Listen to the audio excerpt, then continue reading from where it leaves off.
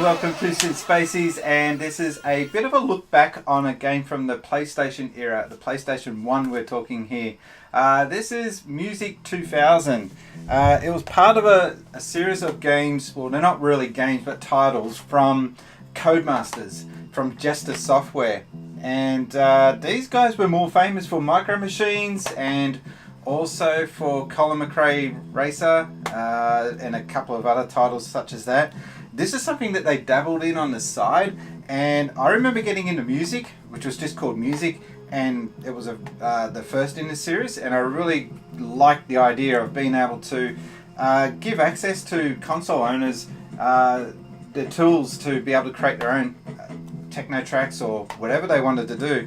And I'm holding here Music 2000, which was for the PlayStation 1. That was released in '99. And we've got Music 3000, which came out the following year. I think it was the following year? 2003, sorry. So a few years later down the track. It got later turned into MTV Music Creator or something. That's when I started to lose interest in it because it became overly commercialized. But this gave people access to editing their own tracks. People who didn't have the money to be able to buy a PC at that time, because PCs back in that era, you know, we're looking at $4,000 just to buy a really basic computer back then. And it was very complicated to get into.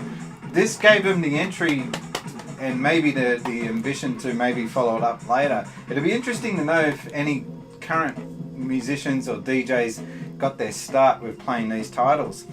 What you're hearing here, this is it in action. This is really, like you can see, a very simple basic editor.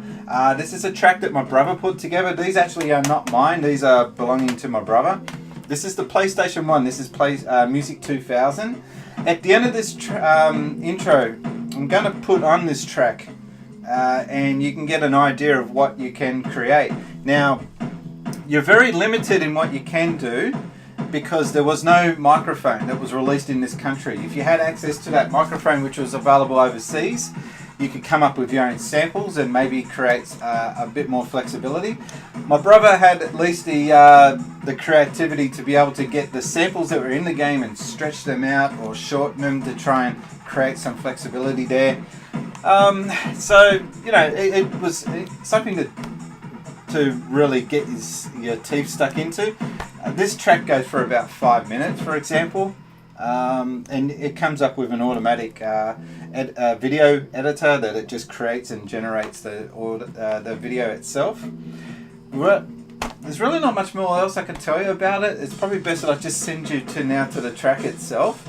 But it's an interesting look back on an era when this kind of thing would sell. I don't think it would do well. Maybe, I don't know, maybe if PlayStation 4 came out with Music 2017, it might do well. There'd be a few people that would. There's a lot more creativity out there, I think, in 2017, or in 16, sorry, than there is going around back in this era.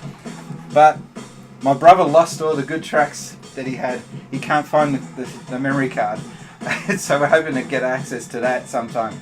Anyway, this is Stormy Fort by my brother Wayne. I hope you enjoy, and there's more where that came from. Thanks, guys.